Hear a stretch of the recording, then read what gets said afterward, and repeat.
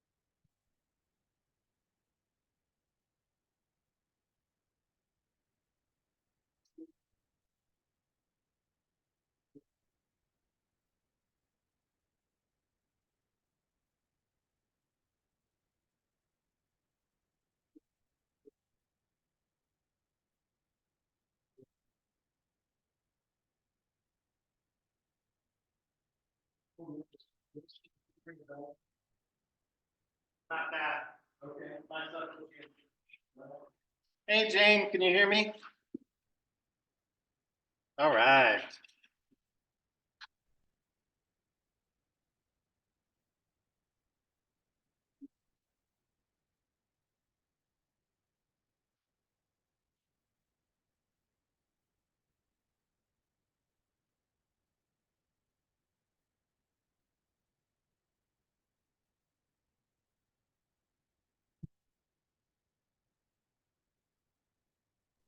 Can you hear me now?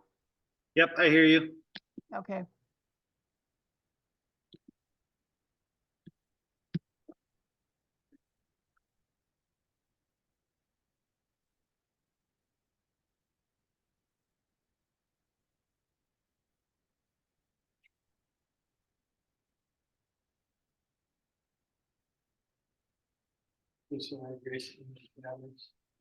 All right. I really am. I got so much going on in my life right now. I didn't sleep much last night. I didn't sleep all day today, and I have a therapy tomorrow at 9 o'clock. Yeah, I don't I'm supposed to sleep and get sleep and fill my bladder and empty my bowel and all sorts. Now, would you like to use this as a, just so you see if you can bring the image up on the screen? And in place of the computer? I'll test on this one. Okay. Also, there's a dongle in the briefcase, which takes care of the USB-C to HDMI. That's what this has.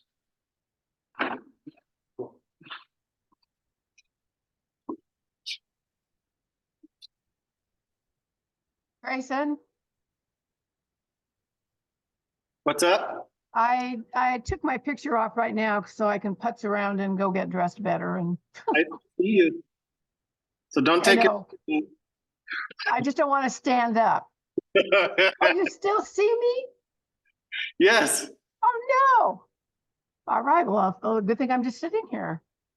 Thank you.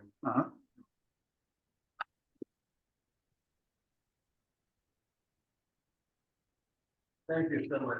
Come on.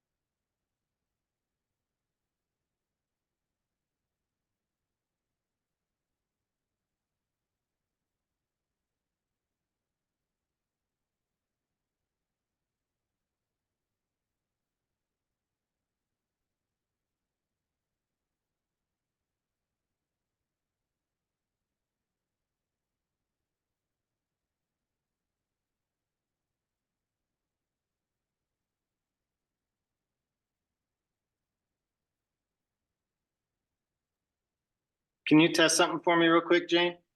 Yes, like, Uh, oh, I'm gonna go away and I'm gonna see if you can still hear me. okay.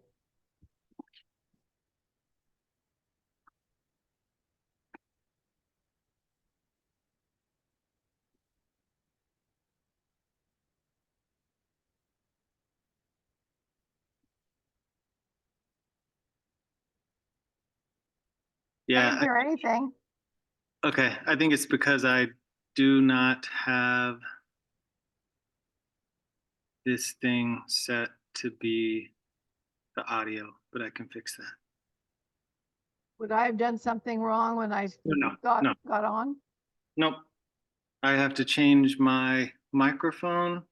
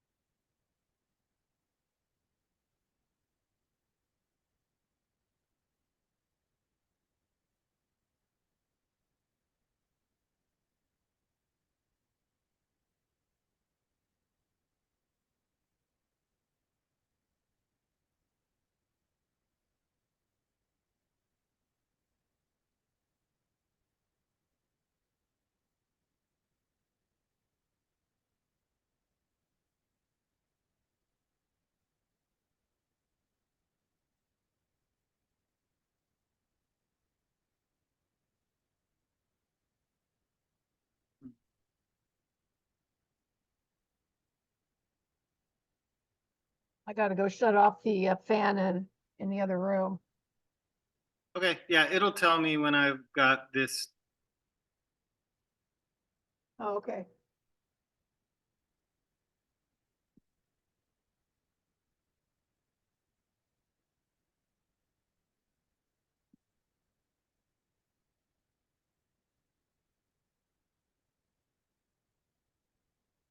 Do I have time to go get some ice in the kitchen? Yep.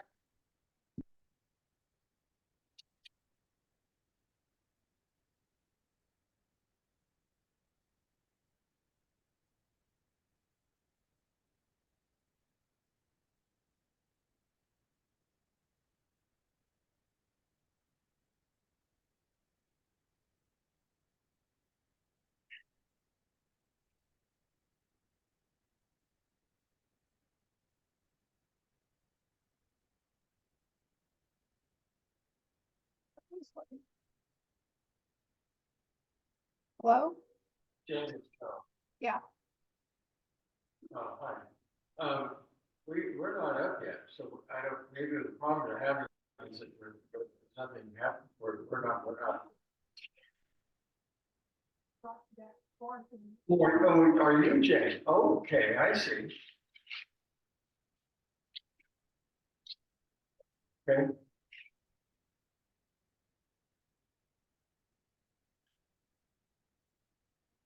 Oh, good. Okay, great.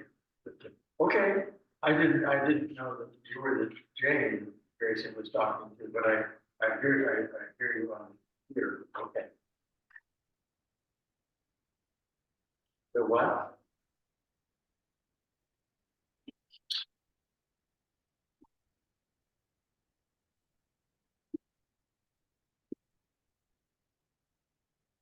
No, we're just talking about it. Okay, let me get off the phone. Who?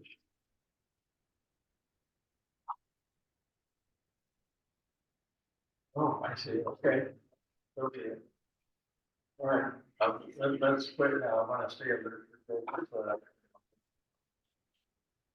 Chris, have done your Maverick out there? It is. Okay. You like it? I do. Is that a hybrid? Uh-huh. Yeah, that's why I got it. It's the first American car I've driven. I've always driven Japanese.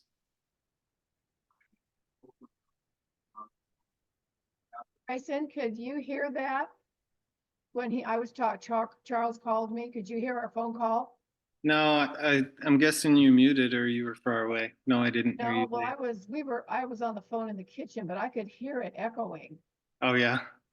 So maybe it was just my computer picking it up and echoing it over here. Yeah, I guess so. Anyway, I still gotta go get, I heard myself. What were you saying about the Mavericks? My brother-in-law, there are a lot of people waiting. Yeah, I had to pay 30% above list value for it because I didn't plan ahead. I had driven an '06 Tacoma and then it got totaled. I got rear-ended by a Portland person who was on drugs. And yeah, so I didn't plan ahead and I suddenly had no vehicle. And I was like, I want something that has good gas mileage, but I still want a truck. So I had to pay, I think, yeah, MSRP on it was like 30,000, but I had to pay an extra 10 basically. Oh, sorry. Yeah, I got what I wanted. Good. I came down in an Uber Tesla with a glass roof. Cool. That was interesting. That was really good driver. I appreciate it.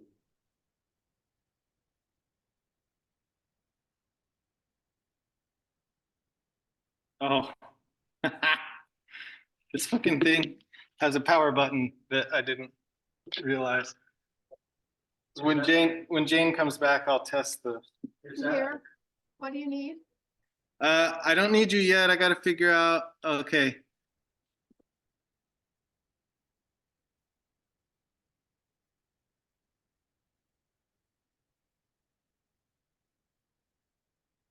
Hello, hello. You don't hear me, Jane? That sounds good. You said you do hear me? Yes, sounds good. Cool. Awesome. All right. We got the lavalier mic working. Good. Would be lucky to get another level in life.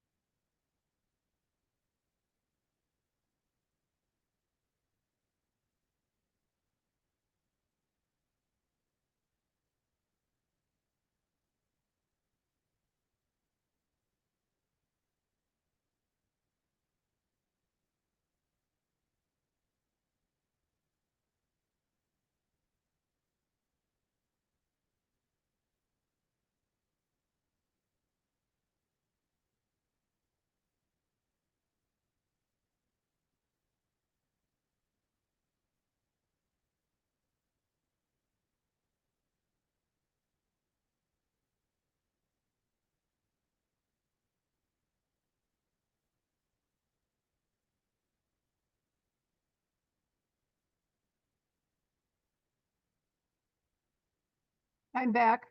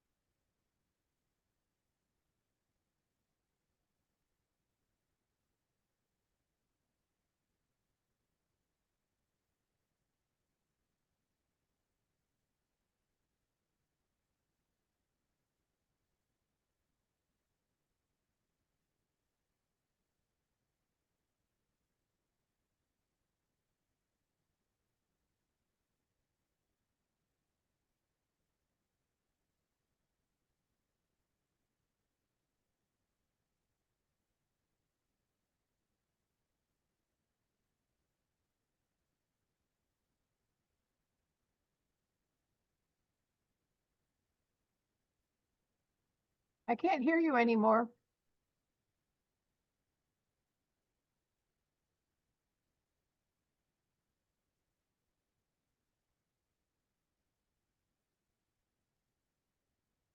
Hello, hello. I hear you now. Yeah, I'm not wearing the mic. Oh, okay. Well, how are you? Fine. I'm here.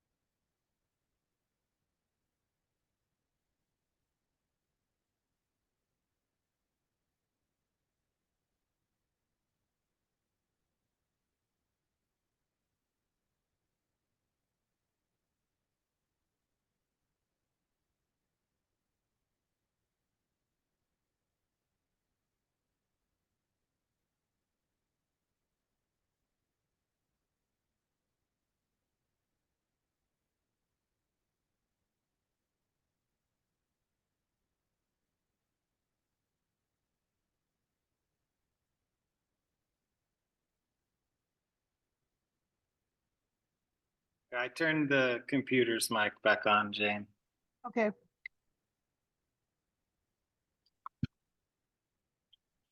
Really much to have you here, doesn't it? Yes, Jane is very helpful. Oh, Jane, I joined GSOC. Oh, good. You joined GSOC. I think you'll enjoy GSOC a Yeah. lot. I haven't done anything with them yet, but I had some friends that were telling me about the Nick Zentner Oh, yes. up in May. I was too tired to go to those, but yeah, he's great.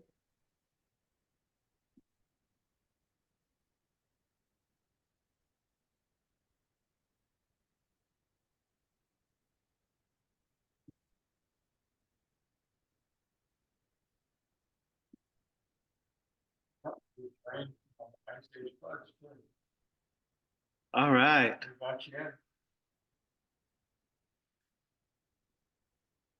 I was looking at June Jamboree and I was like, I guess I should wait till I figure out if I'm a member before I try to do this. Sure. Where? What's June Jamboree? Well, that's the one that's the annual jamboree, it's out in, something having to do with equals. I couldn't hear Charles. Is it I a think it's music out- thing? I think it's in Spokane. It's like the Yeah, Ice Age floods gathering, I think. Or no, is that? Oh, that, yes, yes. I say it's fun. Okay, it's Ice Age floods. Yeah, yeah. Oh, okay. I thought it was some kind of a festival down on the waterfront. No, this is the annual gathering, I say it's fun. Jane I don't thinks think- I'm a hippie, so she thought that I was referring to some sort of nudist festival or something. I did. No, I don't think Charles and I are either of us are gonna go. To the June Jamboree? Yeah. Isn't it up in like central Washington? I think it's in Spokane. Spokane, oh, yeah, well, that's getting up there.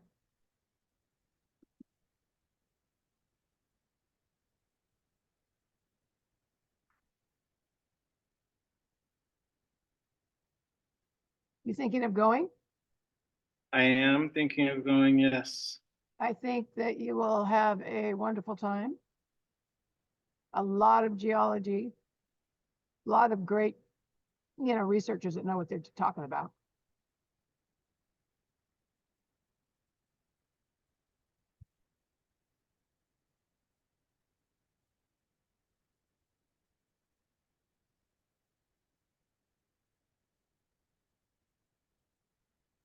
Is the speaker already here? What? Is the speaker already here? Yeah, he's here, he went to the bathroom. Okay. Yeah, I think we need to look at his computer. Yep, see yep, Which dog, I think he has an HDMI phone, cool. so he may not need a dog.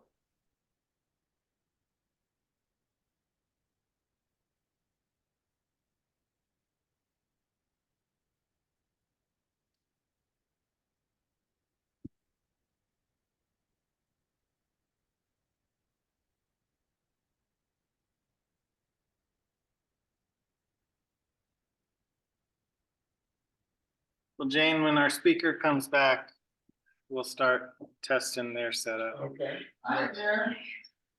Okay, Looks like you're sharing something important.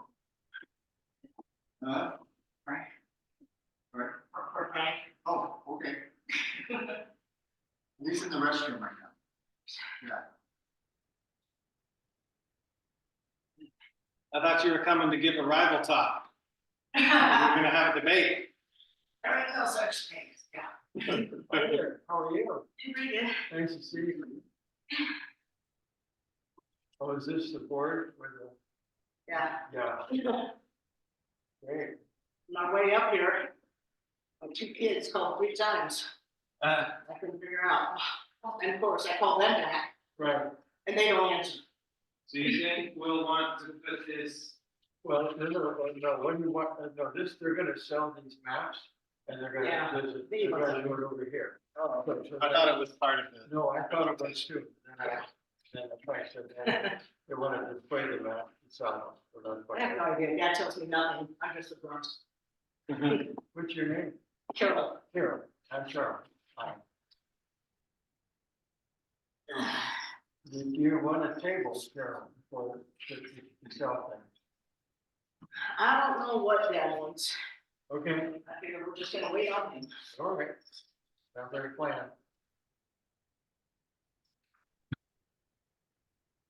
This is the briefcase here. Oh, Yeah, this is the one you forgot in the car.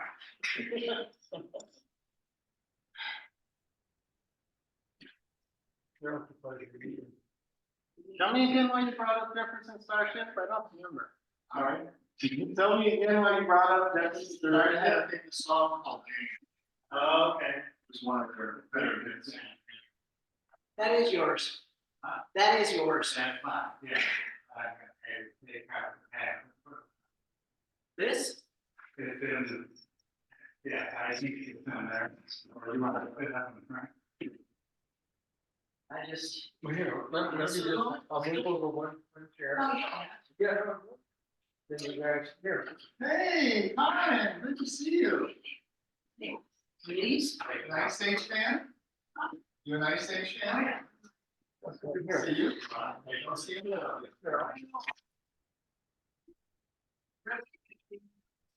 Frank,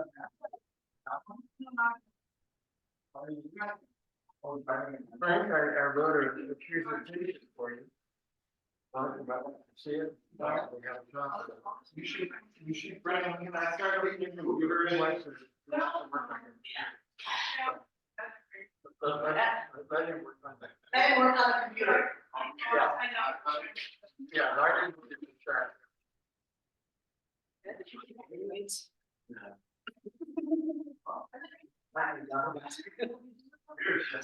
Here's my. That is HDMI. Well, to be honest, they didn't have any fencing up this year.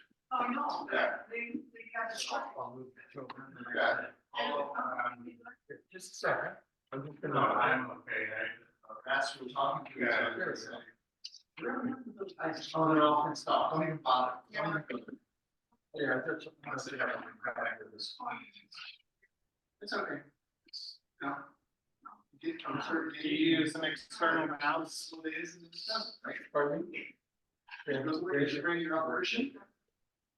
Let me see. No. I do volunteer to use an external mouse and accept the other. Oh, I used to tell always. Okay, isn't this a mini display port? That's what I thought. This is main display port, this is the HDMI. Yeah. Okay, so unless you have this port, it's not gonna be very Okay, we can't go like you come. We'll be good. We're gonna I put just, that. I need a mouse. I can't operate it. Sometimes you just say, okay, it's not worth fighting, but some she just working for it.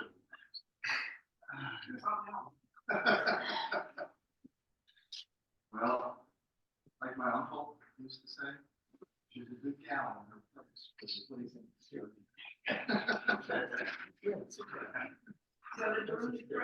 No, it's Texan. Okay.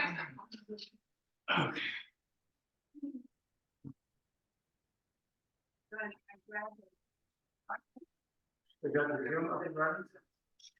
Yeah, that's how we're talking. Well, that's really good. Okay. Okay. Okay. They just did some weeding here. But it's already connected. Okay, it's asking for a password. What? It's asking for a password. Oh, as you already mentioned. Yeah. Recently? Yeah. Okay. We have, this program in May with a guy, and we'll talk about the history of the Baldwin Country Club. Oh, that, yeah, that would get, that's really interesting story. He's actually, Chris is after their official this morning.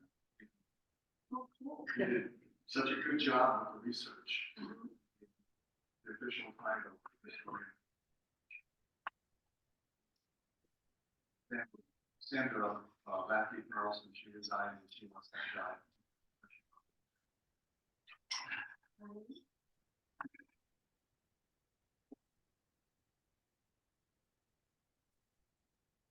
Yes, I think it's West End.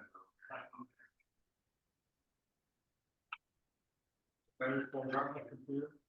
There, all right. Okay, here it is. All right. Yeah.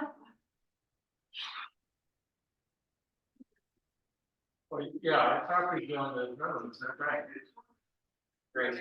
What's up? I copied you on the numbers, Frank, I'm trying to explain about the,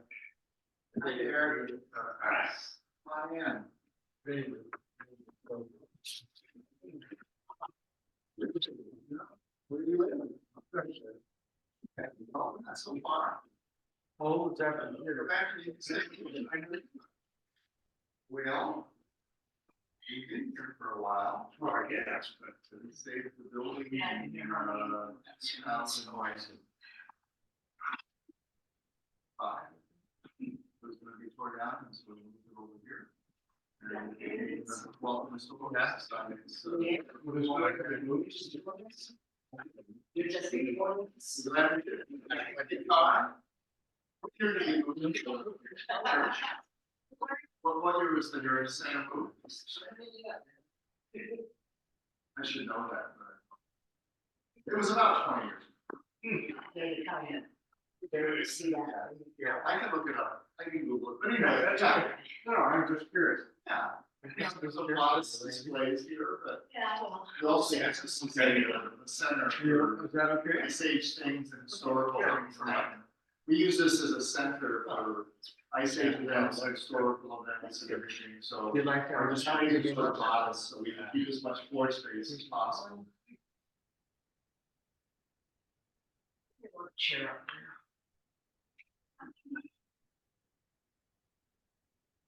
Do you want a chair? Hi. Lots of chairs Yeah. up there. Come on I in. think I can come and stand. I guess you could put a chair up. Well, I'll pass it on the side. We'll get there. I have, how am I going to Your life. advance the life?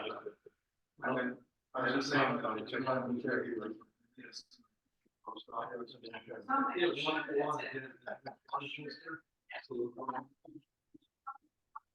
That's fine, okay, I was right.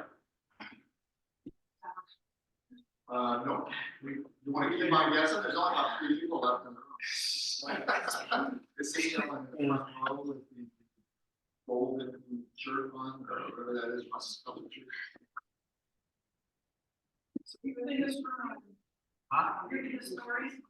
Well, that's. Am I looking? That's right, he's the speaker. Oh, the speaker. You need to talk to him. No. Yes, an ancient historian. I'm presenter.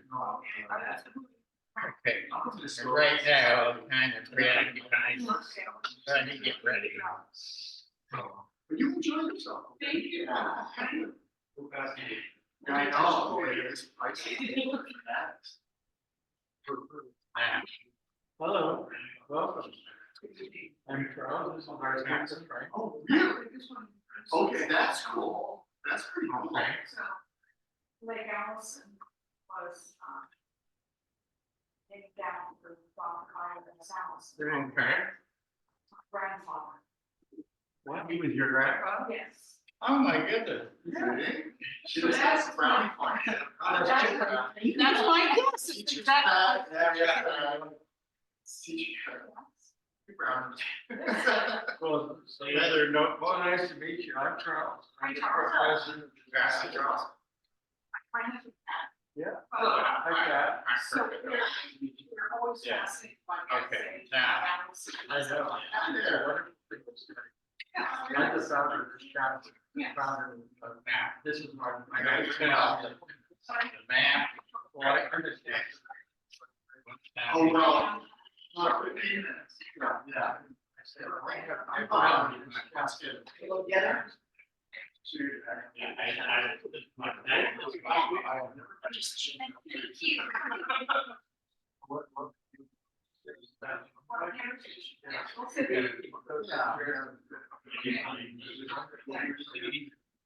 Hi, Pat. Charles. Charles says it this way. Yeah. You may not be Yeah. So I have a grant. Oh, you cited all that.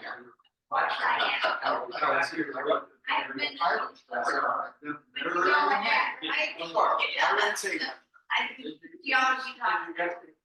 Yeah. Well, what are you-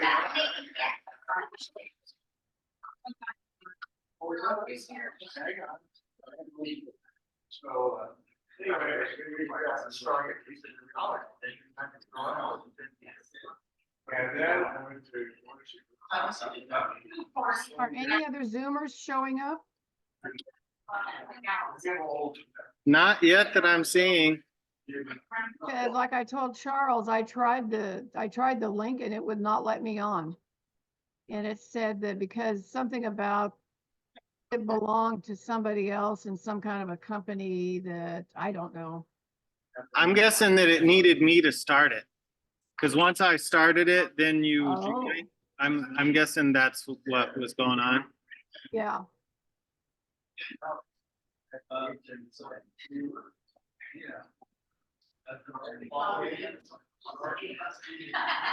did I start it? Do what? Did I start it when I came in No, I early? started it, Okay, but you were waiting to join immediately when I started it. okay. All right, see if we can get Frank in the Zoom. Okay.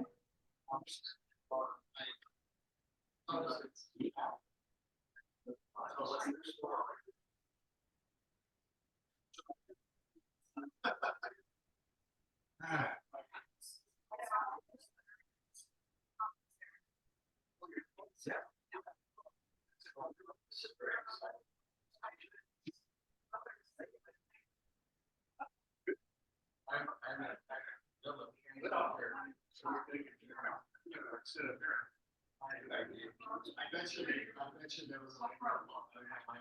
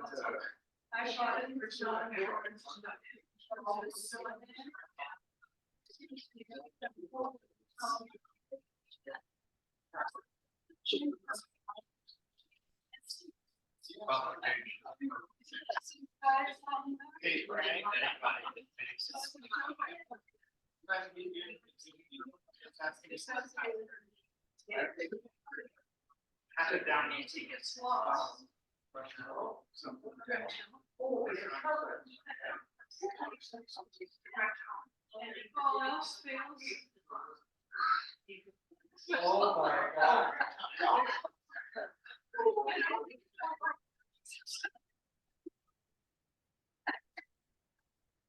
How are you doing?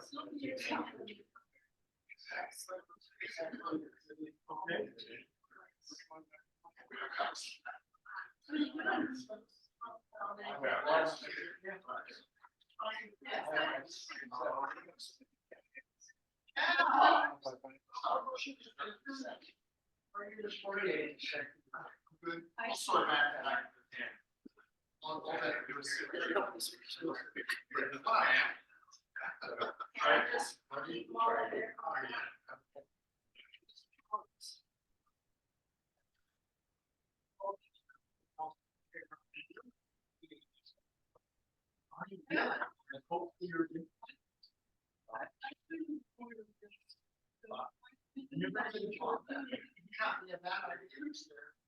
yeah.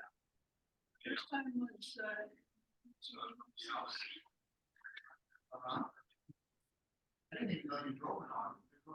Last time it was like.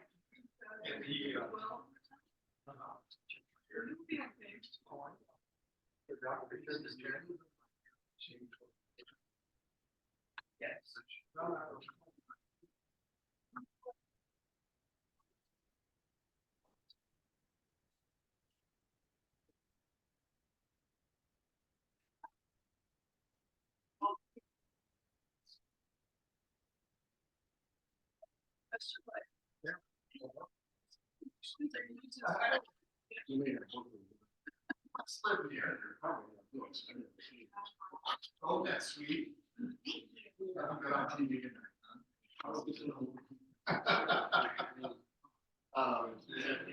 But I do have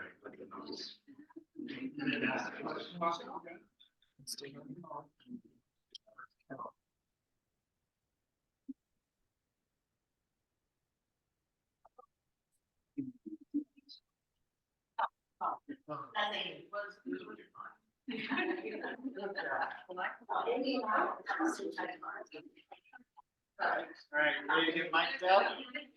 I can.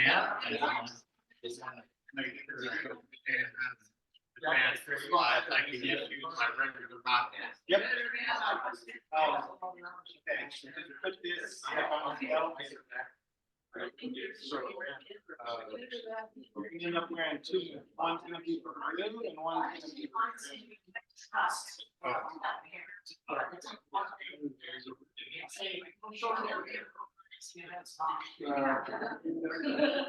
I'm all with the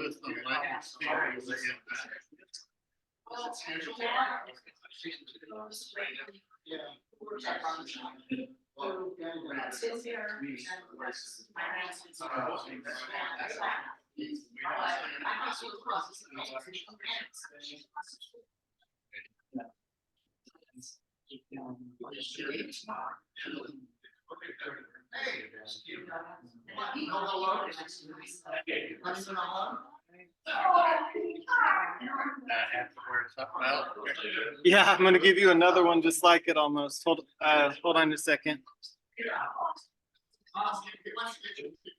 All right, Jane, I am going to switch audio to that lapel mic and we'll see if it's working. Okay, will you go ahead and just anything? We're just testing the audio. And you're getting anything? Yes, I can hear you. Okay. All right. So audio on the Zoom meeting is working.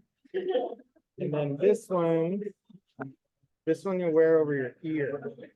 So it's gonna like come in front of you. It's gonna look like this. Okay. Oh, okay. Yep. I like that. And then I'll put this one on this side. I'm just gonna put it. And I'll make sure it's on. There we go. Let's test that and see if we hear you in the room. Okay, testing 1, 2.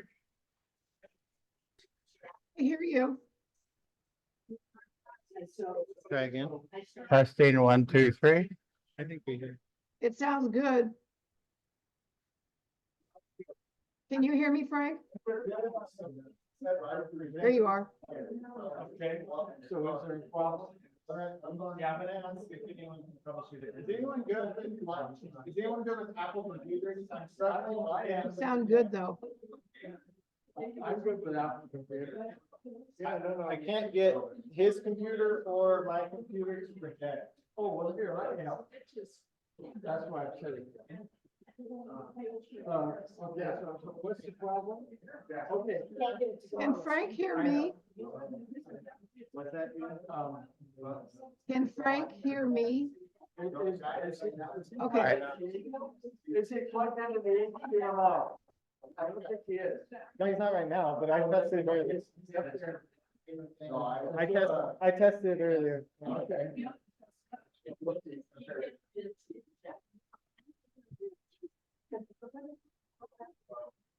Where's the PowerPoint? I'll pull it back up for you. Yeah.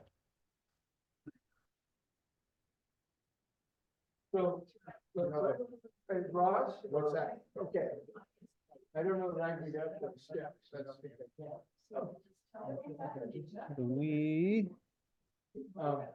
There is. Yeah, and then go back to be on it. Okay. Trying to get the projector turned on. Okay. No, projector's on, projector was on. I timed out then.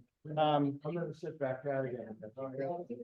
yeah, I can't get either of these Apple computers to register the projector. You can't, really? But it may just be me not knowing how to work an Apple computer. Well, I know how to work out computers, but it's right now. No, I agree with you on that.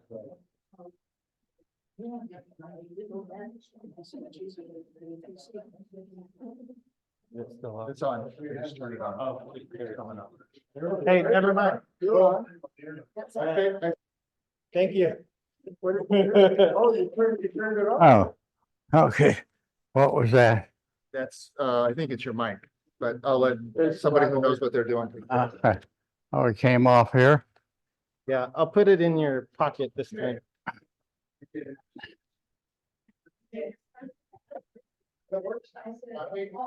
Okay.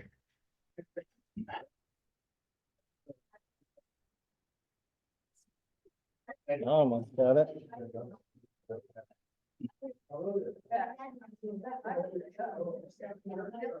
There we go. Okay, this gotta go over my ear.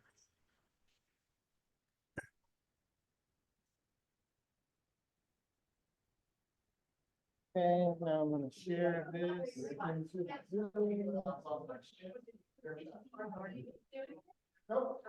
Later, I'll turn around.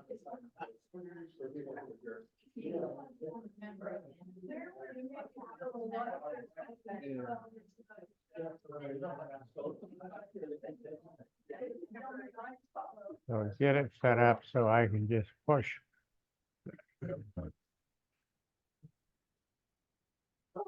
Okay. It's having me put your password in one more time.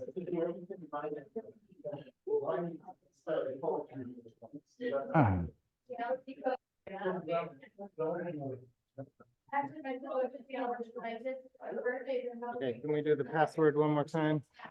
Oh, okay.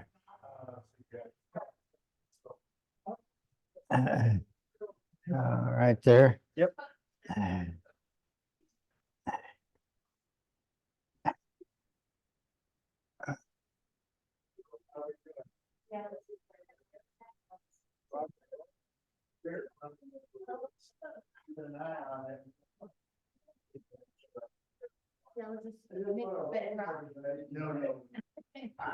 Wonderful meeting. Talk about tonight. It represents about 50 years of his life, of his studying the Willamette Valley and the Lake Allison.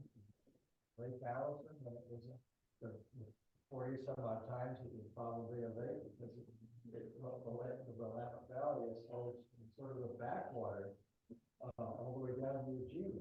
And so the flood would come through the gorge and they would encounter I mean, you said that double word sometimes. They would have an obstacle and. Do you want it to look like this or do you Okay. put it in presentation? And all I can do is use the cursor and just touch the slide. Okay. Yeah. Another option is, Which was so full of known as roots, L-O-E-S-S, I believe it's nine. And roots, for millions of years, it's a tiny little particle filled with lemons, just a little bit of tracing across the land. And that. We'll have it- On the eastern. we'll have it look like this. Eastern Oregon. and you can just. Okay. So that, okay. So just touch the side. Yep, this goes forward, this goes back, and then it looks like that. Yeah, okay. All right, thank you.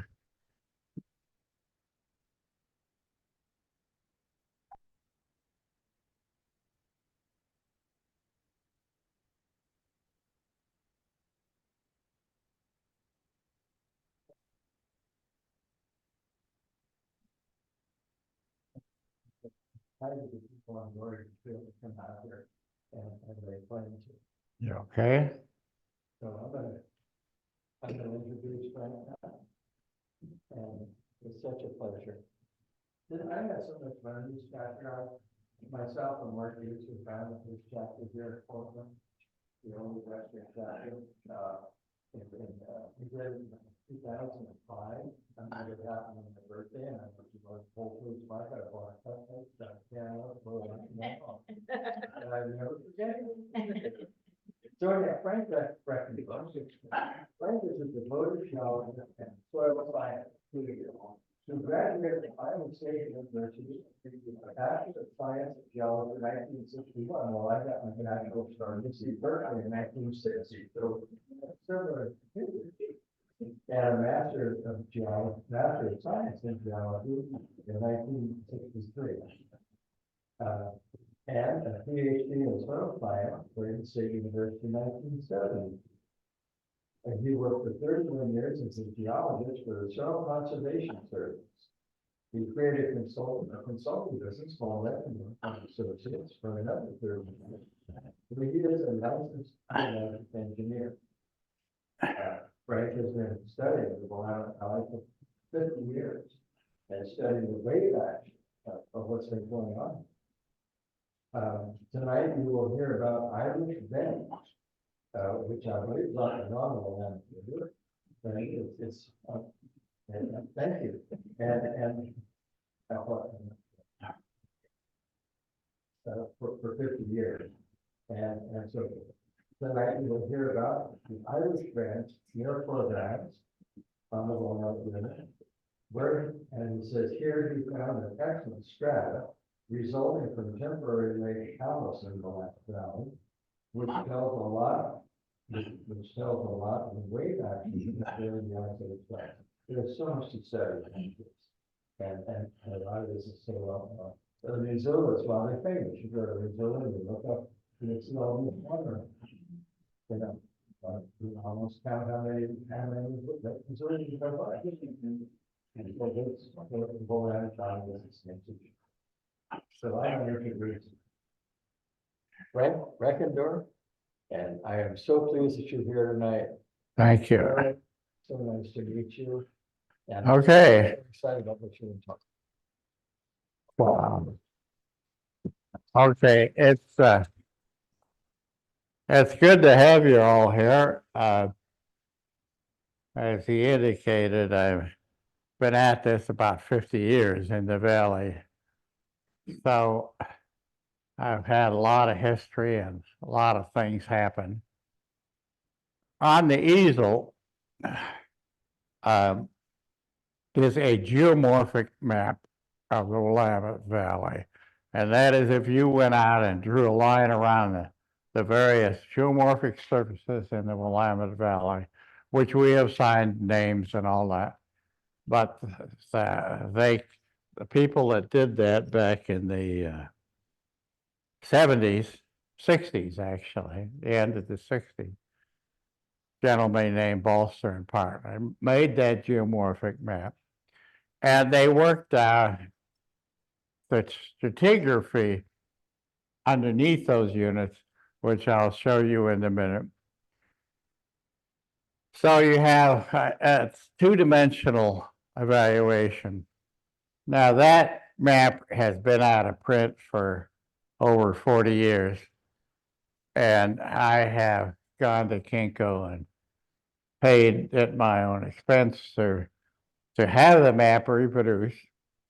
And so I am selling the map, that map, the geomorphology of the Willamette Valley, and my publication about that map for $5 for my publication and $20 for the map, so $25. And I will give a copy of both of those to Ice Age Institute for their library. Thank you. This is one of these things that you say, when are you going to stop? Oh, I've been working at it for so long.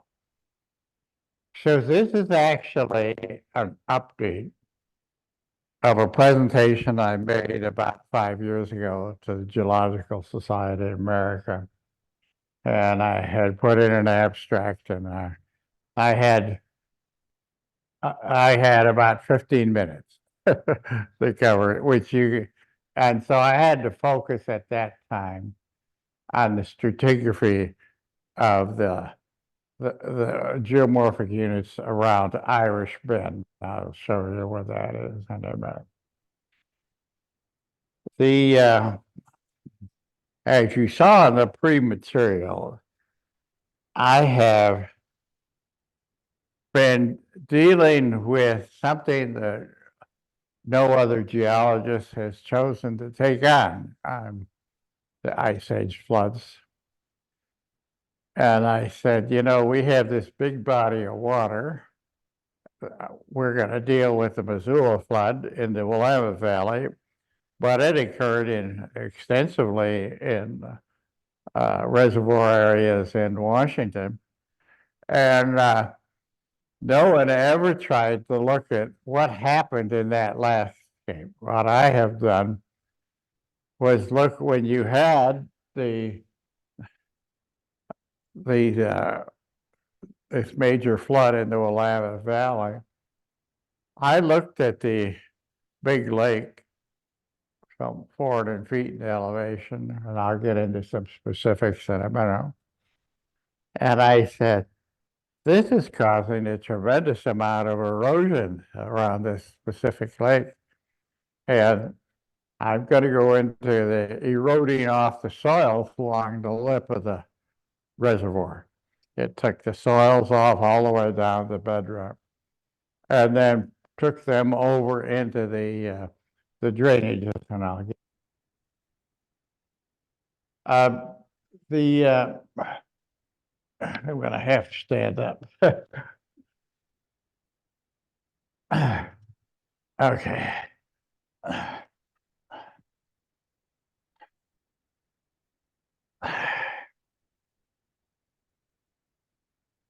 I have to get this on the other side.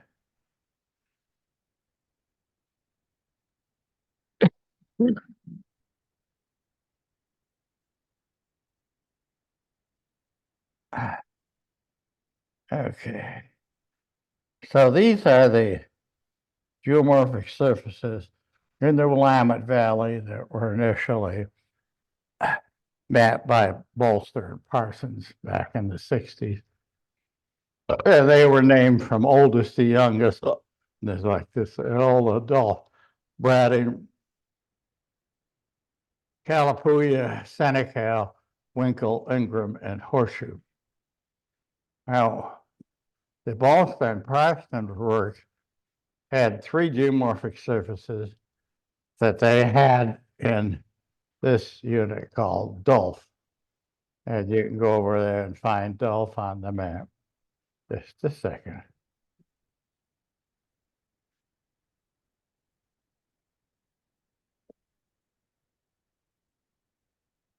Okay. The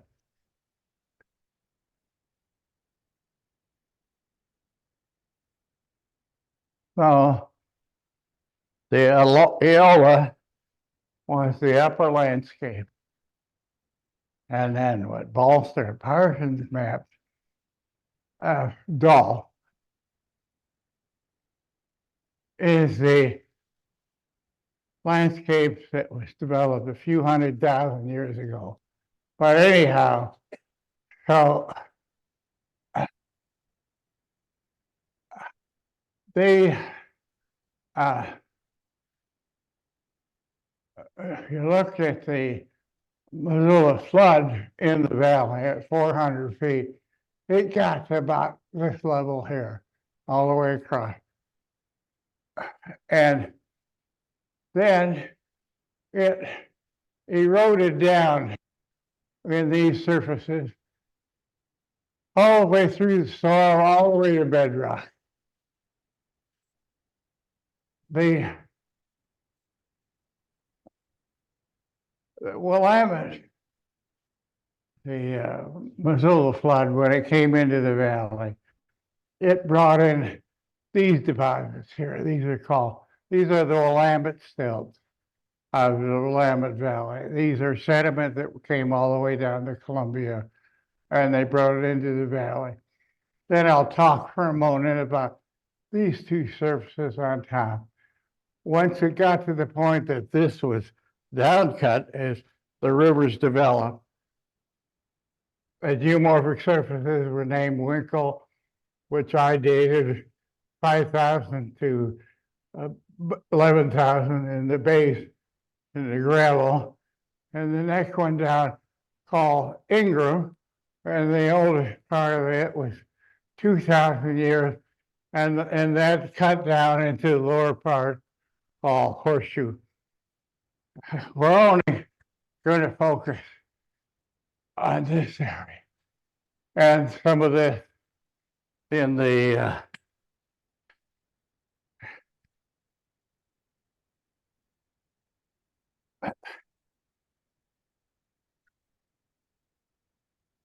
Switch, you wanna sit?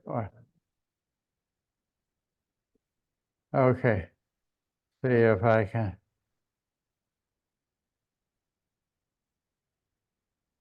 So this is Missoula flood, came flooded up to 400 feet in elevation, flooded up to what I showed on the diagram of Dolph.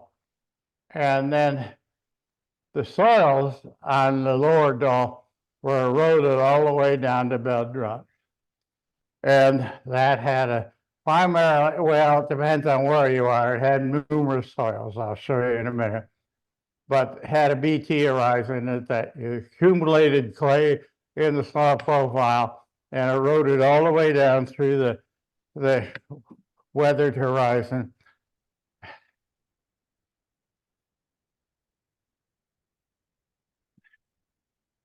Eventually, it formed a new surface.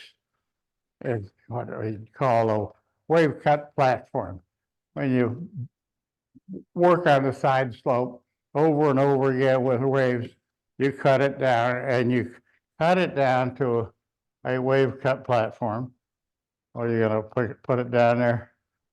Okay. All right, thank you. All right. So the wave cut platform is that bench you see in the foreground. And that was the Dolph that was cut down all the way through the soils to the bedrock. And I first, some university people did some work on that thing called bratting, but I picked up on it, spread it throughout the Willamette Valley, and showed that we could begin to map that in different counties. Okay, come on.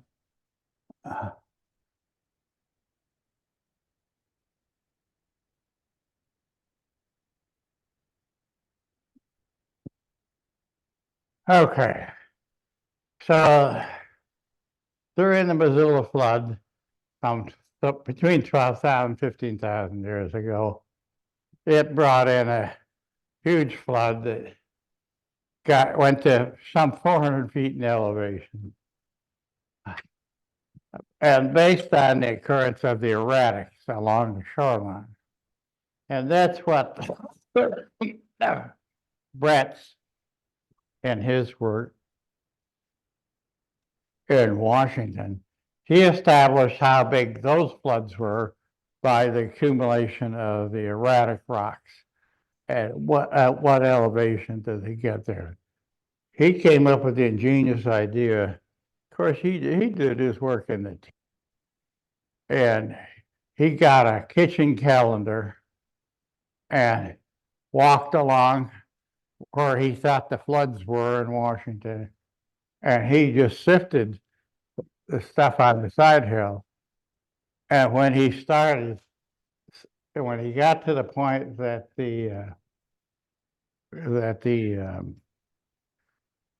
calendar would no longer catch rock, he decided that was the height of the flood, how big they were.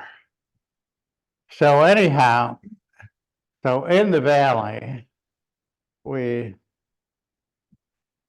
formed what's called Lake Allison.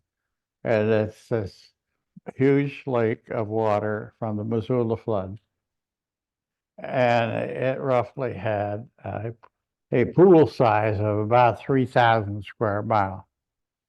Now, much to my surprise, his granddaughter is here and came up and said hello to me.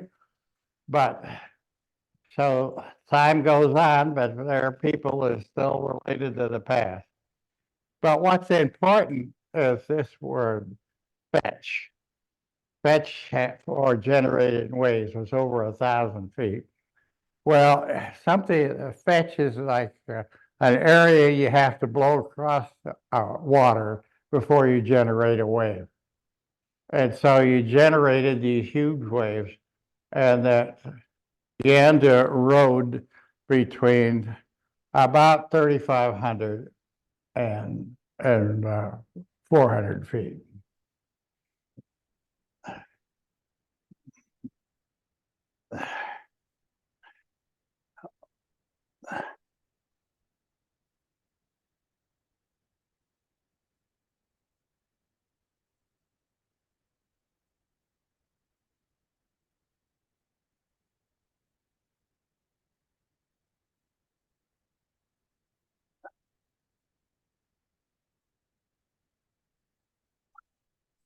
My prior work, which is in that publication, I said I'm willing to sell, which is the primary thing.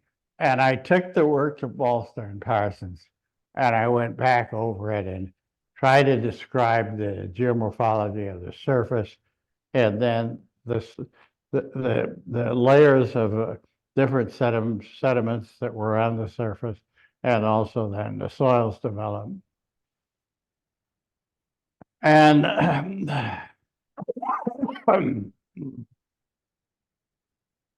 so floodwater of 400 feet will allow wave action. They maybe get up even as high as 450 feet. So extensionally, this wave action cut off the major part of the soil down to the bedrock. And the this was very fine textured material. It was clay. These were heavy clay soil. And so the sediment that came off was also very high in clay.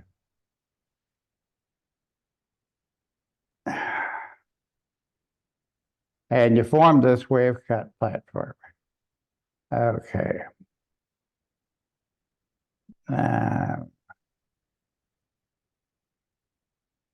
Okay, I did that one already because I moved it in the other presentation.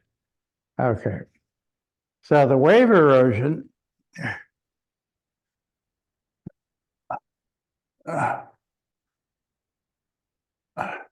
was this between about 350 and 400 feet.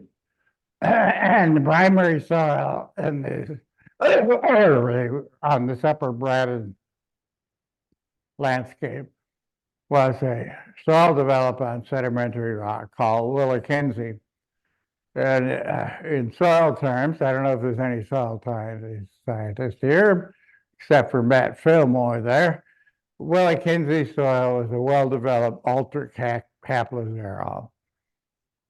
So it eroded right down to bedrock, and we even at various places have found clay skins on the bedrock. So it showed a total soil was there. There's a red clay skins on the bedrock, but there's no soil there anymore. So that what happens though, that this water didn't stay up at that level forever. And when the water levels started to go down, what we call side valley alluvium from the surrounding hills began to cover over this area that had been eroded. And so it makes this Willikinzie soil a failure soil because it's no longer at the surface. It's buried by another soil.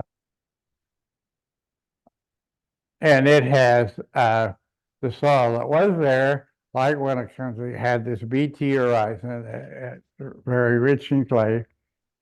And it was eroded by this Lake Allison. But in addition, if you looked around the rim of the entire Lake Allison, you had other soils. And here I listed a whole bunch of different soils. Their soil profiles were also, a lot of them were fine textured, but it contributed to the clay sediment that went down the rivers. So it got over to the rivers from the edge of from the highlands. Like in the upper area, you would have the Coast Fork and the Mid Fork. The Willamette, there were the major drainages that this runoff was going into. However, we don't know for sure if there was just one channel or multiple channels. So it could be in the upper parts. In fact, I've seen a topographic map of 100 years ago that map showed that at that time there were multiple channels coming across the valley. So I think we need to think in terms of multiple channels.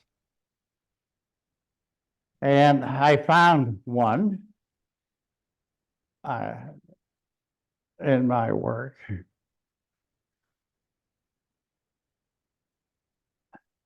Here is that map that on its side, and it has a red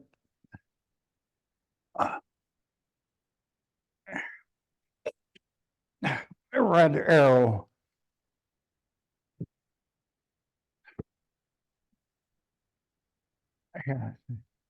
And it's pointing to this curve on the river called Irish Bend. Here's Corvallis, to put it in perspective. So you from off on the outside of this curve, and this is Horseshoe, and this is Winkle, and this is Calapooia, and Senecal. But anyhow, this was where area had been for years and years. Tremendous erosion along that stream bank.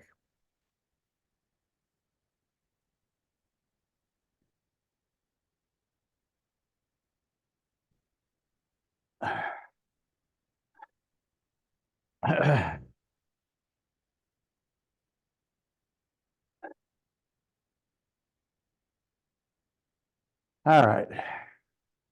I don't know what that is, but I'll try to get rid of that. Anyhow, so this is that Irish Bend on the Calapooia geomorphic surface. And it shows that at the base it has a gravel, and then it has this very dark area, which is a paleosalt. It's called Diamond Hill Paleosalt. Above that, this area is the Willamette Sills. This is what came from the Missoula flood. It was the Willamette Sills. Above it is this dark layer. It's very high in organic and it's high in clay. And that's the soils from that upland that came down into the valley and spread across, and I'll show you in a minute. Then later, when the water level in the Missoula flood came down, it allowed the area to revegetate where it was being eroded. And so that area eventually revegetated. And the sediment that was coming off the side hill then, you said that was the silt loam. And it's what's up here in the soil profile now. So this was there that was all soils and geologic material. Now it has a new layer on top of it, and it's known in the valley as the greenback. and it's a new sediment. What's kind of significant and why I've noticed a little archaeology in this is there's a mastodon leg and a tusk that people have observed in the stream bank at Irish Bend. And they tried to go and collect them, but they just deteriorated, so they were unable to. But they did find these collected at the top of the Willamette silts. And I'll go and explain that in a minute. Okay.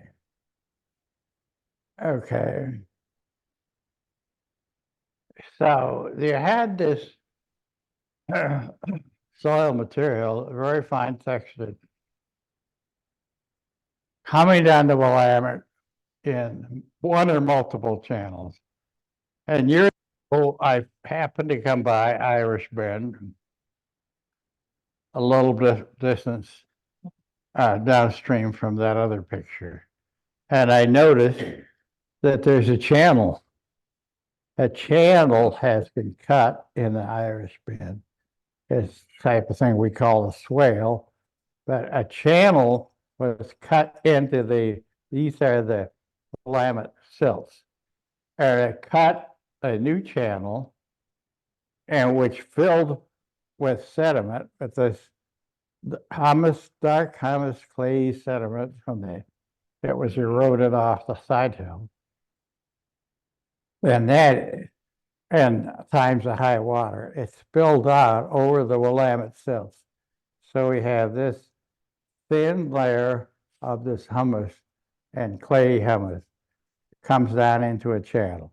Now, there could have been many of these channels. I don't know. I only saw one. But anyhow, that provided a setting for what happened next.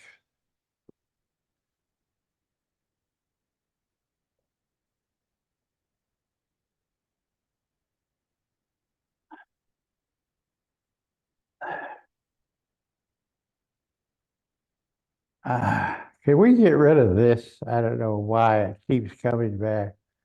You know, when you brought it up, it seems that every time on every slide it wants to show that. Oh, okay. Okay. So we were looking at right here. Here's the Irish Bend that we were looking at. And right here is a post with a nest on it for rabbit of some kind. And shows that the surface that the stratigraphy is on is what was mapped, and the map has have essentially felt loam surface, very up after you just discontinuity down to the humusy clay, and then another discontinuity down to the Willamette silts. So,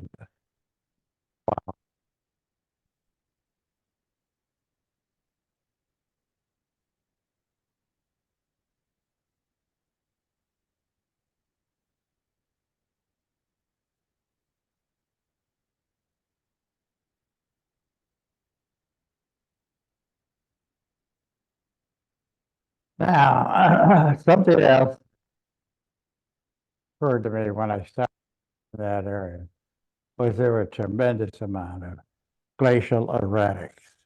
Now, these are brought in by icebergs, essentially ice that floated in and deposited these huge boulders. The bank at the 275 feet. To get water that can carry this huge erratics, I estimate it's 300 feet of water. So you had somehow, when the water was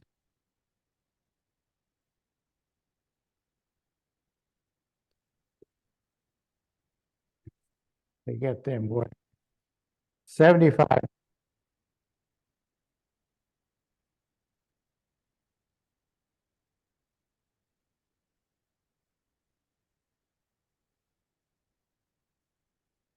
topography in that area. It's essentially just flat. Yeah, if you're driving down through that, you're driving on the Calapooya. It looks like you're driving on the lake, and you are, but it's the glacier Lake Missoula.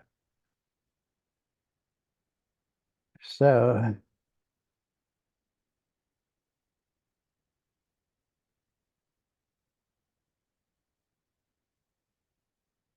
here's some of the erratics. These are all different.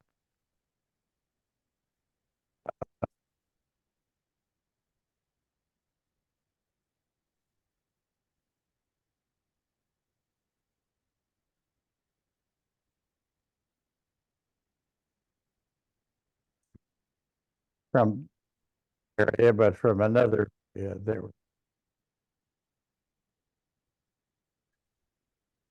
Now, here's some of the other.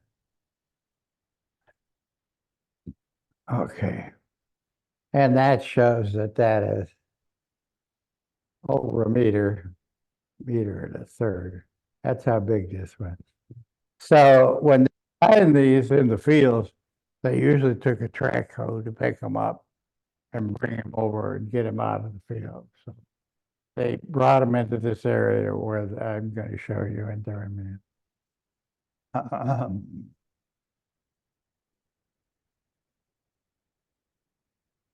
Now here's more boulders and cobbles and whatnot, up to half a meter to a meter.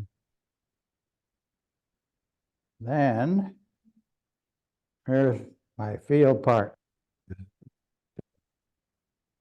Matt Fillmore. You see, he's got his hand out at about, roughly 3.5 feet, but there's got to be another 2 feet of that into the ground. This particular right. That's where it melted and ended up right at this location. So the local farmer brought other erratics, debris and whatnot from the operation and dropped it off. So accumulated a bunch of stuff where these erratics were.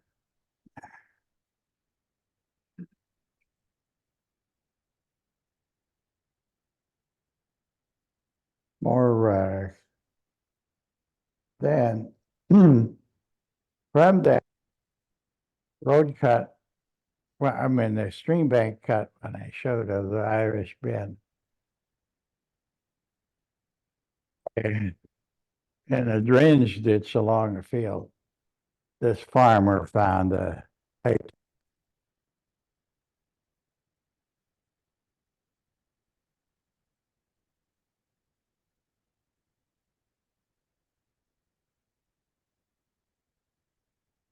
And that's the tooth they found.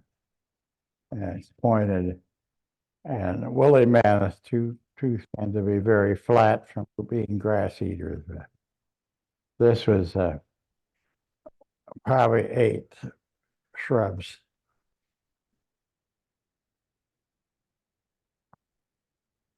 Okay. Now the question is, how did megafauna down here in the Southern Valley? Well, a couple other facts. They did the excavation for Reeser Stadium, just about 3 miles to the north. They found the mastodon remains. And when locals have looked at the stream bank along which I'm showing you, they've seen other, as I labeled, tusk and leg bones and whatnot that said would have been allowed to get out there, out in the floodplain. And it would allow woolly mammoth and mammoth to walk on the ice to reach the Irish Bend location. Well, how did they do that? It could have been too soft. Well, the interpretation presently that I have, and I haven't always had this, but several years ago when I was presenting this, I didn't have this as pinned down. There was a climate event called Younger Dryas that occurred between 12,900 and 11,800. Essentially, it was returned to a glacial condition.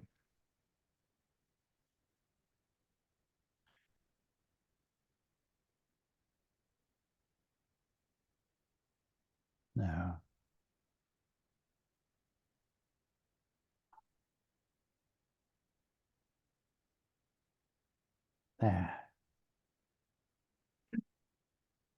this is that stream bank, and there's a pole there with a nest on it. And with the other photographs are looking into this cut bank here, and there was a lot of stream bank erosion, and it cut all the way back into the county road, which is running parallel here, and cut off part of the county road. So the county decides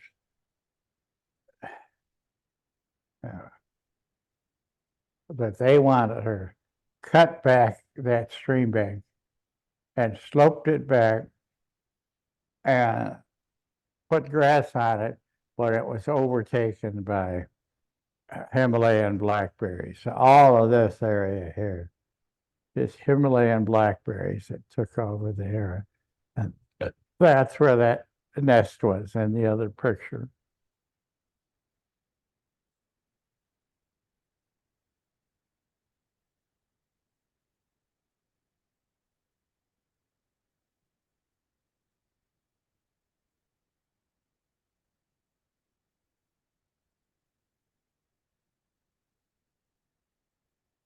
Okay, so I can see that better on the screen than I can see it down here because it's too tiny. So this summarizes what happened. So you had this wave erosion up on the side hills and spreading, and you formed this wave cut terrace. And material was eroded was this clay sediment that was very high in humus, very high in organic matter from this wave erosion. And it came down and was deposited on the Willamette River floodplain, and actually the area, what was called the Willamette Silt, that was deposited during the flood. And then Side Valley alluvium covered over the area that was eroded, that eroded down to saprolite, and then and formed the spreading wave cut platform. Missoula floodwaters had taken these ice rafted erratics up to 400 feet. But a lot of them must have been stopped either when it was draining out. So a lot of deposition of erratics occurred at about 300 mean sea level.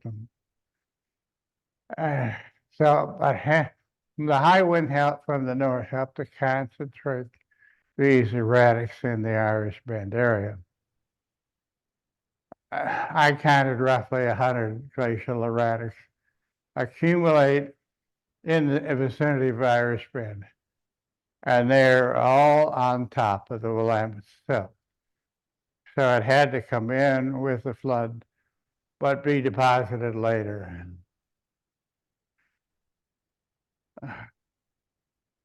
possible downstream obstruction in Lake Allison as it was draining out.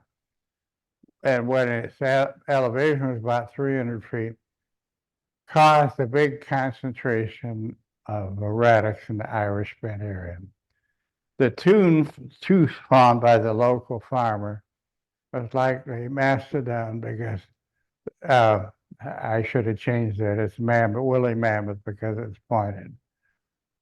Irish Bend leg, Tuscan leg bone, like here are species identified in the area. So that's what was thought to be those leg bones in Tusk. Overbank flooding of the Willamette Sills froze during the time that's called the Younger Dryas. And that freezing allows a large mammal to walk on the ice to get to the southern end of the valley. It was too soft, soils are too soft to walk on when you're a megafauna. So they got to, and when the temperatures increased at the end of the Younger Dryas, then the large mammals sunk down into the through the, I want to say they sunk down through the ice. Just a second. Got another slide here. If I can find it. I need your help. I got another, but I can't seem to get to it. Isn't there something after one? In the PowerPoint that we pulled up, that was the last one. Anyhow, what's important, in fact, this Younger Dryas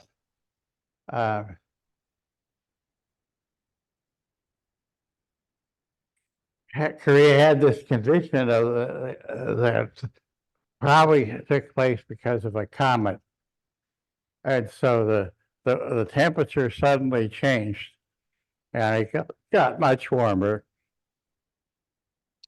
and so everything thought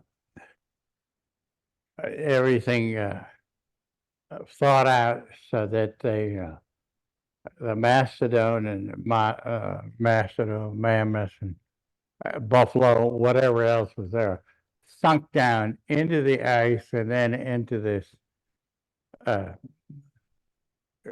silt loam at the Greenback or all the way down to the Malpass. So essentially, these megafauna got trapped in the mud and they couldn't get out. Okay, oh, that's my story about the Malpass, and in particular how it's related to these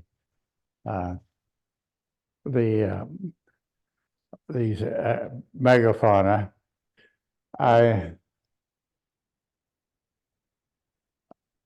It's one of these things that didn't come easily. It took me a long time to bring in this idea of a Younger Dryas changing the climate and providing a sheet for the megafauna to be able to walk down 75 miles down the valley. The soils were just too soft. They couldn't have done that except everything was frozen. And so my conclusion on that, which I said I didn't get into my GSA paper. I talked about the erosion and how that occurred, but I hadn't quite figured out the explanation of how you got that megafauna that far south. But I now feel confident that the Little Ice Age idea was how you got the megafauna on the frozen surface to get to the Southern Valley. And then it didn't last long because the fact that whole event occurred because of a comet. And it began to warm up almost immediately. So that once everything warmed up, then the megafauna just sunk right through the ice and into the Malpass clay and keeled over and died. And some of what we find is in the Malpass clay of the fossils and megafauna. Okay.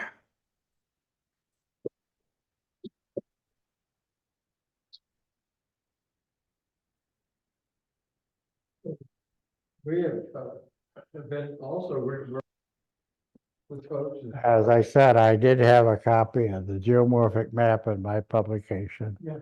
That I'm happy to sell. Yeah. Because I paid Kinko to have them reproduced, and so I'd have them to hand out to people. That's what it looks like. I purchased one during the talk. The map is here and then. Yeah, I Right there. gave Charles a copy of the map in my publication. And well, yeah, back there. This is a part of the presentation. When they ask a question, can you repeat? I'm having trouble here. When they ask a question, will you Excuse repeat me? it? So, Yeah, I'm sorry, I'm having trouble hearing you. Okay, what was the question?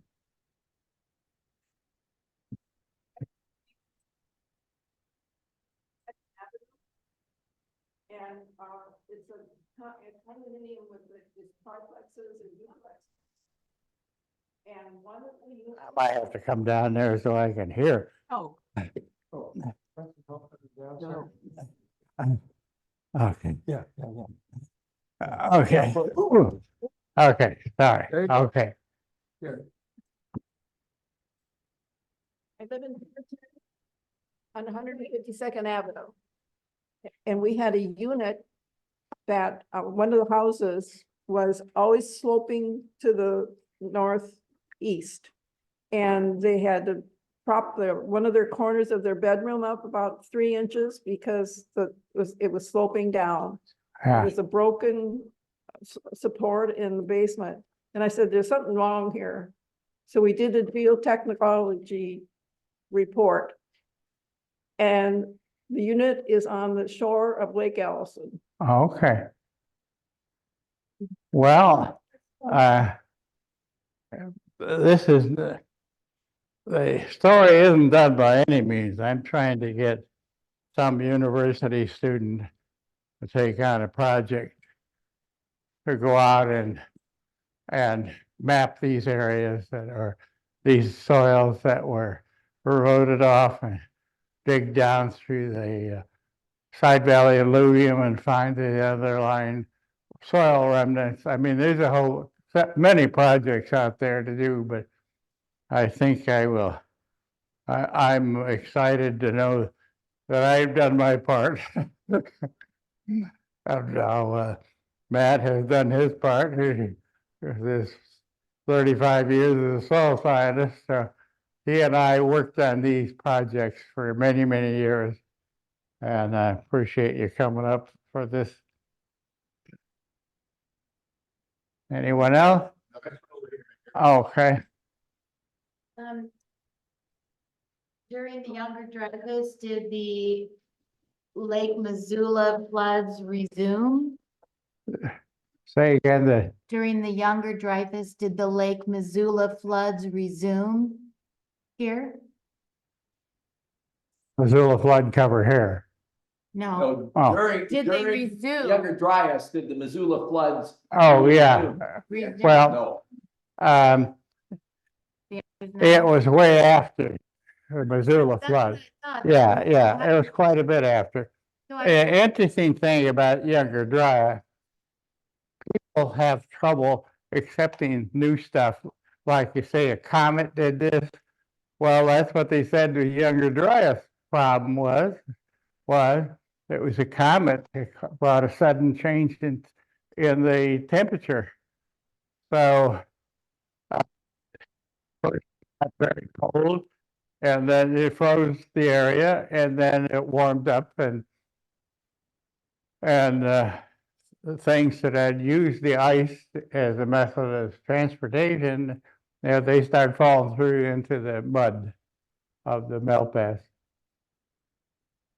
So it seems like it would be a short period of time when that was true. Oh, for the younger dryas was 1,000, 2,000, maybe 2,000 years at the most. But the time when it was warming up and the animals couldn't have walked, and large animals couldn't have walked on it well, seems like that would be a very short period. Yeah, a very short period when it froze. No, that happened almost instantaneously because it changed the climate and temperature got very cold, and so therefore the overbank floodwaters in the Willamette Valley froze. They were, the Yes. floodwaters came down and they were out on the floodplain and they froze. And that gave the megafauna a good surface to walk on.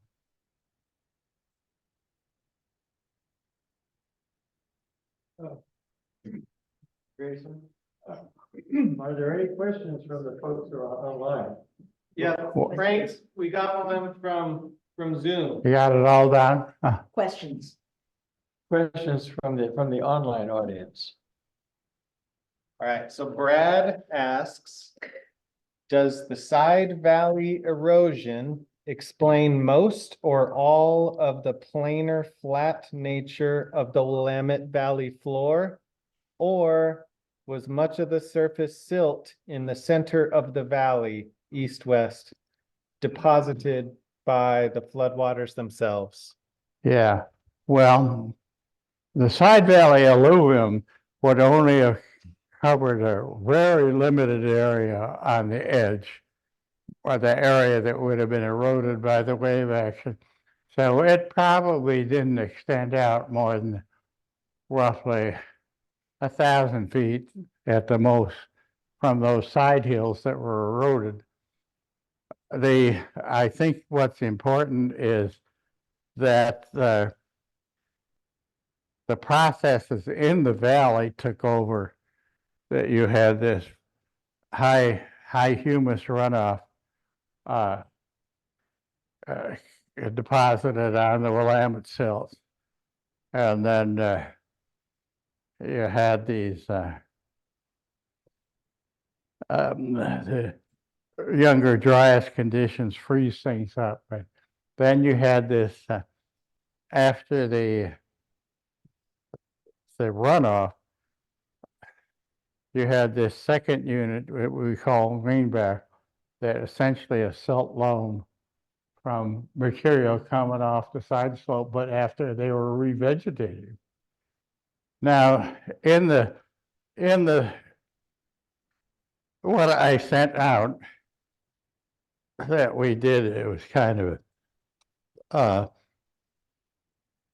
an abstract that you all got a copy of. One of the things I mentioned in there, I didn't mention it here, but that is that when the Soil Conservation Service tested this area, and Matt did the soil description for that higher span road cut and sampled it and sent it to the soil lab. One of the things they did was they did soil chemistry, but also clay mineralogy. And the interesting thing about the clay mineralogy was that the primary clay mineralogy, the primary clay in the greenback, or then at the surface that came in last, was kaolinite. Now, why that's important is that the native soils on that slope, the primary clay in the topsoil would be kaolinite. So you had kaolinite in the topsoil, and then when you got down into the melt path, it was vermiculite. And when you got down into the underlying Willamette silts, it was primarily Mount Beryllianite. And when you got into this Diamond Hill Paleosol underneath all the Willamette silts, it was kaolinite again, thinking it went back to its origin was in the uplands. So I've got the mineralogy and the soil description and particle science analysis, all of that. Maybe someday Matt and I will get that written up into a publication, but this was the first stage in the and the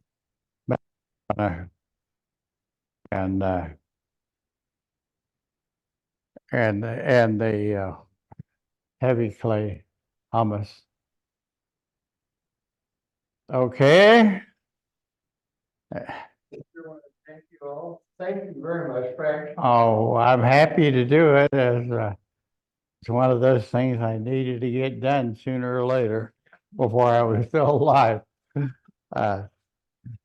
Well, I learned so much by using your text and putting it into that constant contact email that we have. I have a good body of knowledge, and I appreciate that. And it's just been a pleasure working with you. And I was a marvelous presentation this evening. Thank you so much. Well, I appreciate you running these programs, Yeah, Charles. It's this is a great package. We're one of the most active in the group. And we are the westernmost chapters in a very, very large metropolitan area, which is in the whole Portland area and the Willamette Valley. And the Willamette Valley has so much of what the valley is today is based upon the ice age floods of the past. It's incredible. And I think the pioneers, that was what drew people on the Oregon Trail in the 1840s. But so nice of you to come, and thank you everybody for coming this evening. And we're all done now, but we thank you enough. And this is a very impressive publication.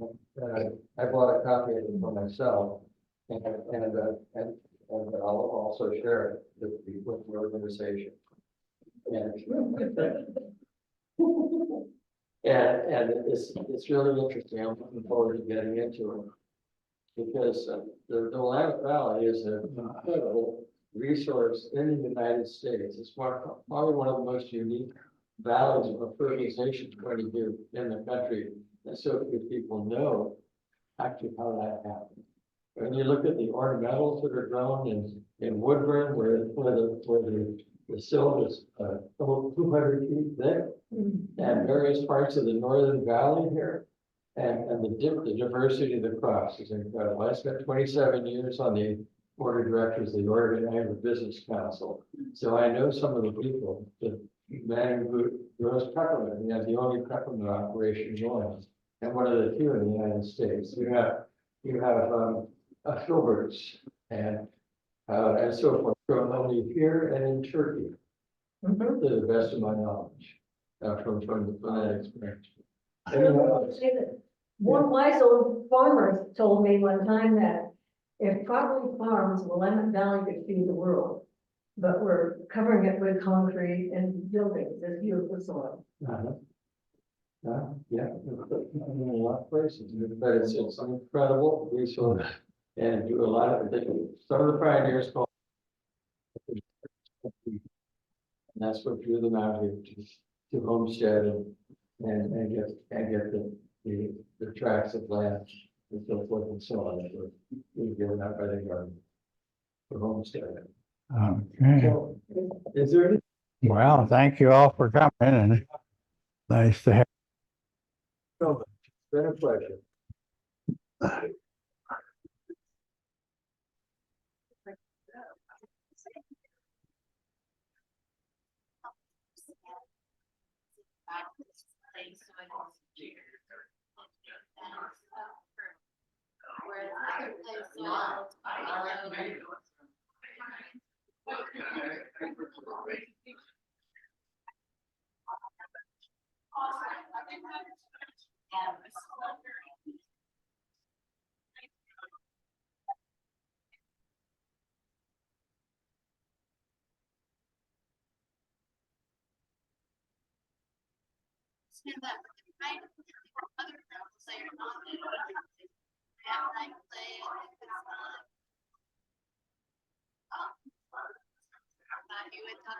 Grayson?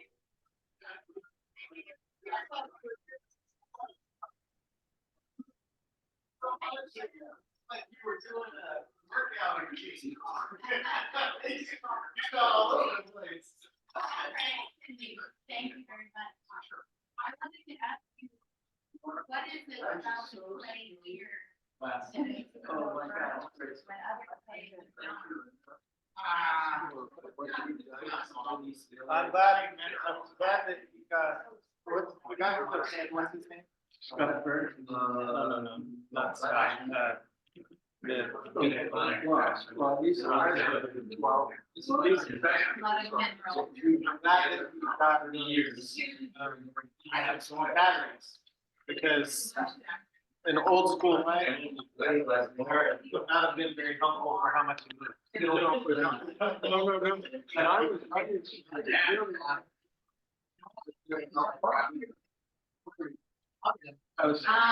Using those group. I was so glad it was happening. And if you're in Cheryl, all throughout the battle. First meeting, we've been able to speak. It's never been able to hear me. And this question was so clear. They said for the most part, it was good online too. I think, no more than 10. We moved through. We had about 20 here. I think that there were times when this receiver was getting obstructed, You know, I don't Uh, and that's when it was cutting out for them, was when I wasn't getting a good good line of sight to him to this. Yes, now is that the one that we bought? Also. Yeah, it comes on. No. We don't want to buy another one. So that's something to Where think about. was it first? Would be the quality of the receiver. Yeah. I just know that. Oh, really? It was stretched down the whole way up the valley? Yeah. Okay, now what about? No, I think it was me. So my question is, but the thing is, what I'm gonna do is get rid of. Because this is one of the finest things. I'm trying to do technology. I wanted to introduce you to that. I apologize. I forgot to do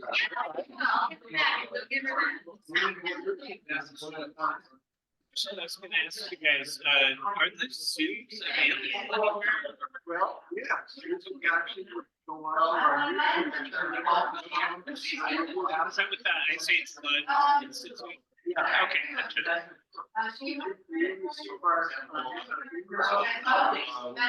I'm not sure. I just signed up with their thing, so yeah,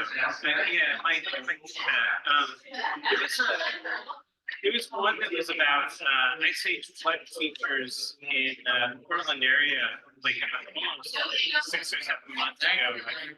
Doing that. And thinking that would be on your YouTube channel as well.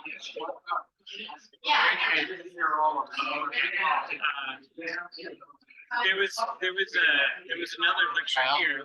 That your It was on first Ice Age experiment features you're doing? in the Portland area. That's your first And I was wondering if that experiment. one's available on your YouTube. Yeah, channel, we or if that was did a recorded practice or- once without a speaker, but, Like 7 months ago. yeah, today was the first time with a speaker. Okay, well, I hope it was successful. Yeah, it was. They could hear you. And they asked that long question. That question came from a viewer named Brad Carr. Brad Kerr. But-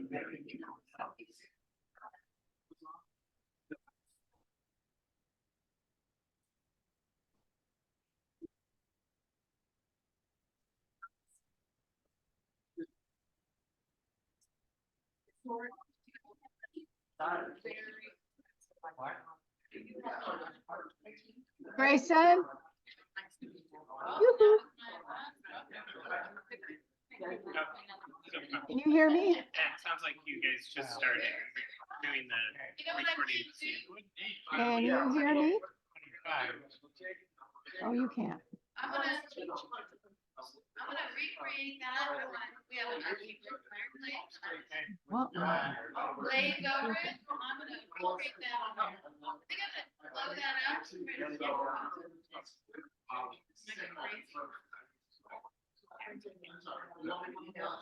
Oh, really? Well, I'm gonna make some. Excellent. Thank you, thank you.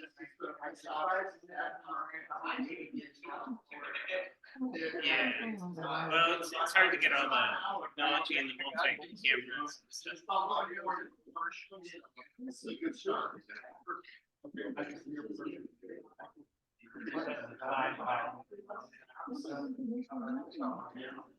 Oh, yeah. Yeah. I mean, Ian? Yeah, our basket. This is from her, Yeah. this is from him. No, it's not actually. I'm kind of interested in this subject. I need to use. Yeah, I'm gonna take this one too. Yeah, wow.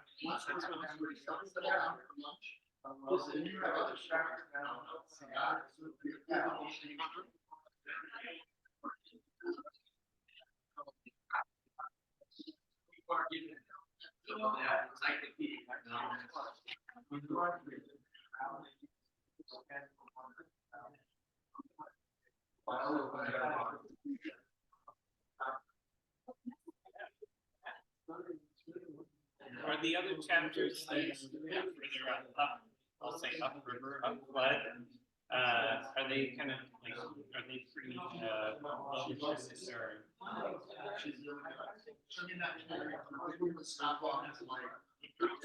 So Jane, how was it? The last third, the sound was. Hold on, I gotta turn you up. Sorry. Okay, Okay. he was perfectly, it was great when he was talking in the beginning and he had a lot of energy. But then the last third of it, it was really hard to hear. I mean, because it kept breaking up. Don't know if it was the equipment or if it was him, you know. I mean, he's not there, is he? I think that I noticed, so when I saw someone in the chat say that there were issues with it cutting out, I joined on my phone and listened.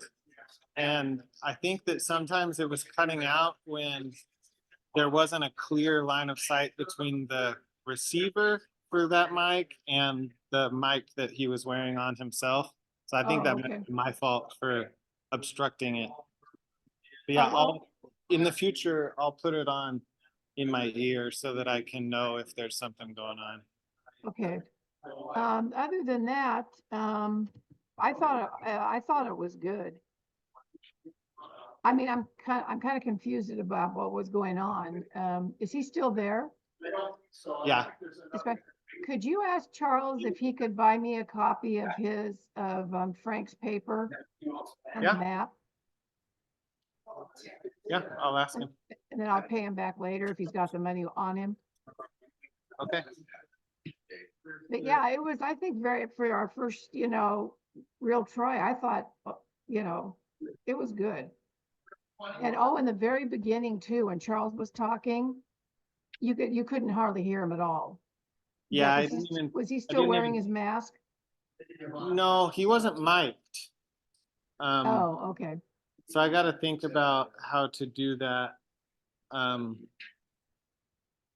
Whether I want to I'll have to think about it because I need to figure out how to get either the speaker's mic onto him before the speaker speaks or a separate mic into the Zoom meeting or get it from my computer because I couldn't I was running that mic through my computer, not through the speaker's computer, so I couldn't use. I guess in those moments, I could have switched to the microphone that's built into my computer and it might have picked it up a little bit, but yeah, I'll try to think about what to do so that Charles can be heard on Zoom. Yeah, well, you know, his voice is not strong. He was I picking mean- up, I could hear it.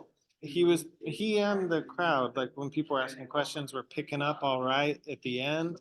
But I think Okay. that was because Frank was down there with them, so Yeah. it was just picking up off of his mic. But I think at the beginning, he was up on stage and his mic wasn't picking up Charles. Yeah, some people have really strong voices. Just a minute, I think somebody's at my door. Always good to see you. Sorry I was a little late, but I meant to, have teaching class. I mean, these two guys, I go back 34 years, so. Yeah. Yeah. I will, actually. I had trouble hearing you. Jane asked me if you would buy one of these things for her. You want an Thank you. envelope for your money? I put it in my pocket. Well, I don't know if I get or not. Yeah, I'll take the envelope. I say, when I go to hotels and stuff, they have nice envelopes. Jane, did you say it was a map that you were looking for? Well, it was like, what, $25 for his paper and the map? I can't help to tell you this story about this cane here. That boy, that guy had found it, John George right there in the center. I typed his thesis and that's how I found out about Mastodon. Oh, cool. So we became very good friends and one day he called and said, I can't make it. I'm stuck in Portland and I don't know how to get out of town. I was so amused. I got him this. And this is a directional sign on the end of it. And if all else fails, this is a whistle. Nice. Anyway. Well, this is Yvonne Addis. She's on our board of directors, has been a member of this organization for many, many years. And he's going to be doing one in September on paleontology over at the library. And we won that one also. So Yvonne is on paleontology. Oh, Have cool. you been to the library? No. The This full, is just about the only place in Tualatin I've ever been. It has Okay. full Mastodon is on the wall there that I brought from Portland State. Oh, cool. That's how I know Portland State over there. Yeah. Anyway, and that's the real tusk off the Mastodon they found over by Fred Myers. To help them to buy them a TV. That's Did they cool. leave You already? did a good job, Grayson. And, thank you. You did. Um, Yvonne. Jane was asking if you would buy one of his materials Yeah. for. Okay, I'm going to do that. sweet. But I, Well, she said she'll pay you back.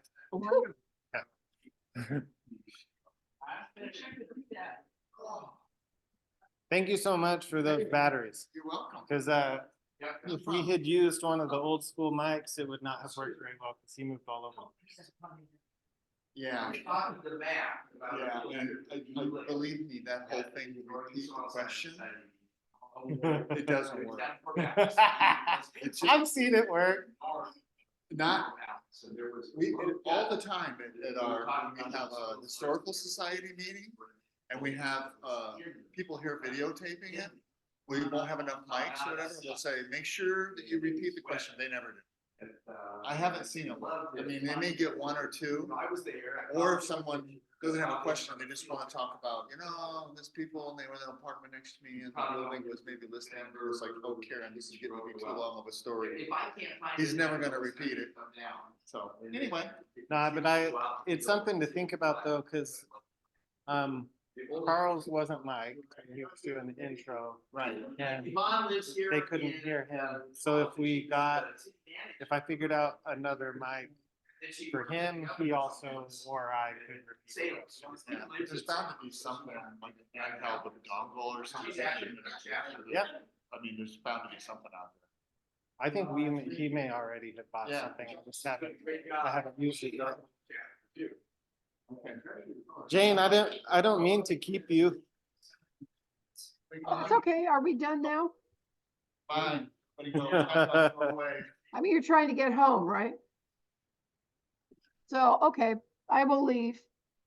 Oh, no, you don't have to do anything, but I didn't want to keep you. No, I was just listening to the people talking around you, but yeah, you gotta get going. Does Charles thank know you. how he's getting home yet? I'm assuming a ride share, but I don't know yet. Oh, okay.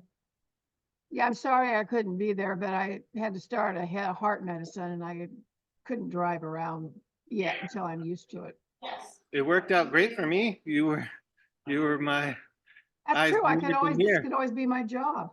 All right, well, have a good evening. You too. I'll talk to you later. Okay, bye-bye. Bye-bye.